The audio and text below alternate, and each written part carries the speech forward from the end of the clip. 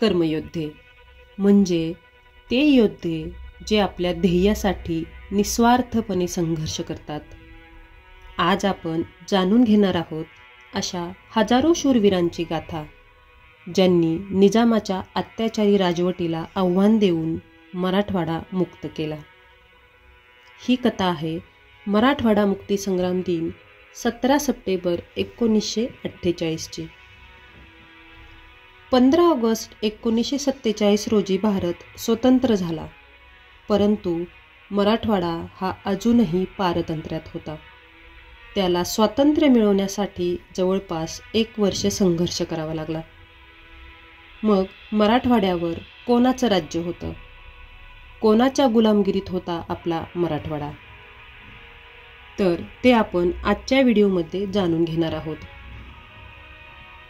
आपल्या भारत देशात अनेक राजे, संस्थाने, सत्ता होत्या. त्यानंतर भारतात व्यापाराच्या कारणाने आलेले इंग्रज यांनी आपले राज्य प्रस्थापित केले. त्यावेळी असणारे राजे, सरदार हेही इंग्रजांना सामील झाले. त्यावेळी निजामांचे संस्थान असणारे हैदराबाद हेही ब्रिटिश साम्राज्याचा हिस्सा झाला.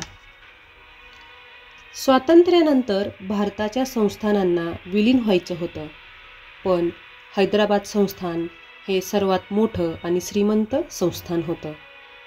इथे निजाम मीर उस्मान अली खान याची सत्ता होती. त्याला भारतात सामील व्हायचं नव्हतं.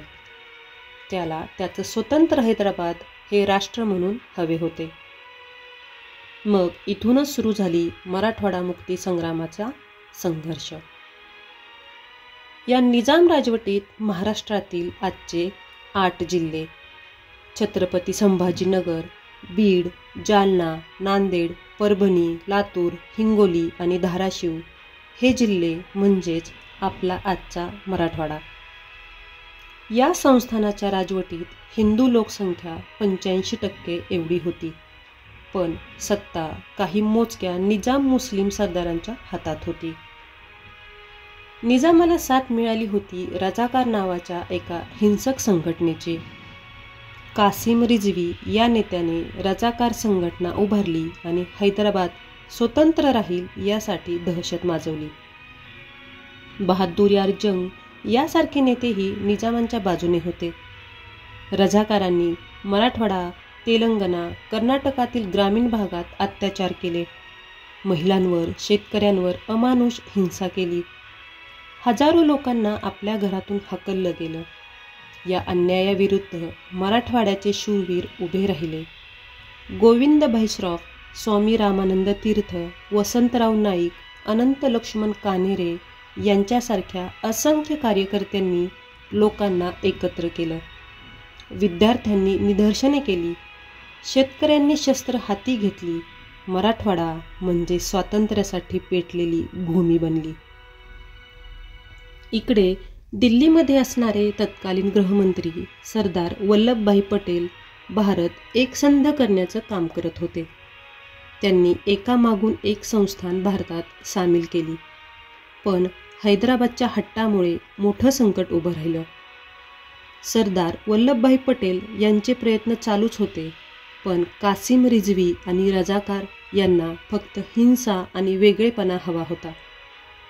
शेवटी सरदार वल्लभभाई पटेलांनी निर्णायक पाऊल उचललं. त्यांनी ऑपरेशन पोलो म्हणजेच पोलीस ॲक्शन करण्याचा निर्णय घेतला.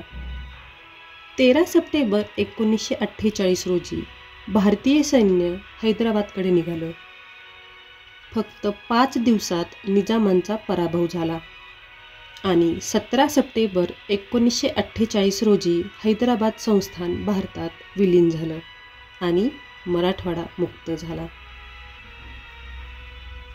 ही मुक्ती फक्त मराठवाड्याची नव्हती, तर स्वाभिमान, संस्कृती आणि स्वातंत्र्याची होती. आज आपण ज्या मोकळ्या हवेत जगतो ती हवा त्या कर्मयोद्ध्यांच्या त्यागाची देण आहे. 17 सप्टेंबर हा दिवस आपल्याला आठवण करून देतो की स्वातंत्र्य सहज मिळत नाही. त्यासाठी रक्त सांडावं लागतं, त्याग करावा लागतो. कर्मयोद्धे मालिकेच्या या विशेष भागातून आपण त्या सर्व शूरवीरांना व सरदार पटेलांना विनम्र अभिवादन करूया. आणि त्यांच्या विचारांचा वारसा पुढच्या पिढ्यांपर्यंत पोहोचवूया. धन्यवाद.